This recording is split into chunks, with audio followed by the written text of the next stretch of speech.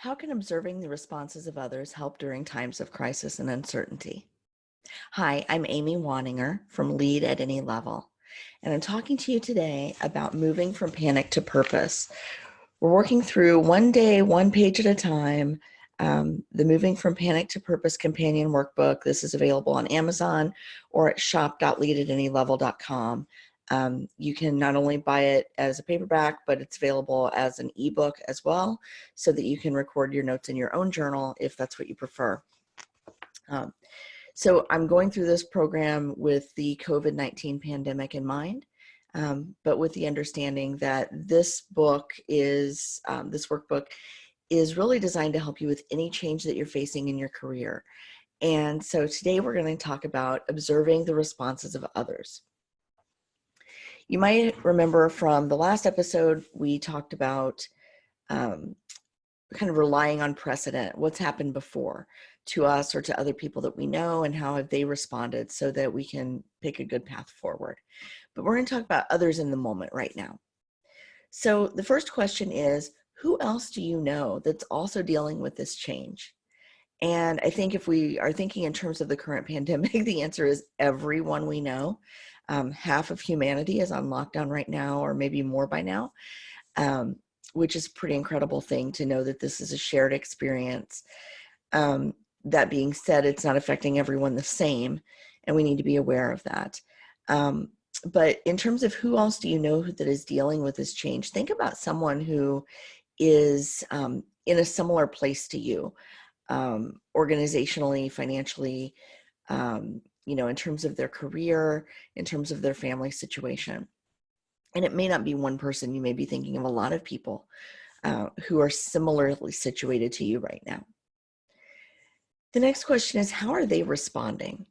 Now, this is where your powers of observation come in, because what you see on social media and how they're really responding may not be the same. I would encourage you at this point to reach out to some folks and ask this question. How are things going for you? What's helping you get through this right now? What are you looking forward to? All those questions have been asking in earlier episodes. Now's the time to reach out, talk to other people if you haven't already, and find out how they're doing. And I'm not just talking about happy hours. I'm talking about real outreach, real heart-to-heart connection. And I use that phrase, heart to heart. It's not my phrase. My friend Claire Biedenharn is writing a book called Heart to Heart, and it's a guide for nurses on how to engage in deep listening to provide spiritual care. So her words have been on my mind lately because I'm helping edit her book. But really asking these open-ended questions can make such a difference, not just for nurses, but for all of us in how we connect with each other. The next question is, what behavior changes are you noticing in others, and what feelings might be driving those changes? Now, here's a quick caveat. I want you to remember that not everyone responds in the same ways. So one person may be quieter than normal because they've shut down, while another person may be quieter because they're formulating a plan.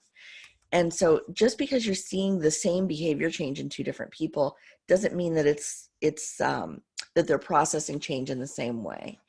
If you go back to episode 2, which was analyzing your feelings, putting yourself on notice, you'll remember that we may have a lot of conflicting feelings. In episode 4, we talked about how are you behaving and what behavior changes are you noticing in yourself and what changes might others be noticing. But I want you to really focus on right now the behavior changes you're seeing in others, because those can be clues to needing to ask more questions about how they're coping, how they're getting along. And the last question for today is to consider the people whose responses differ significantly from your own.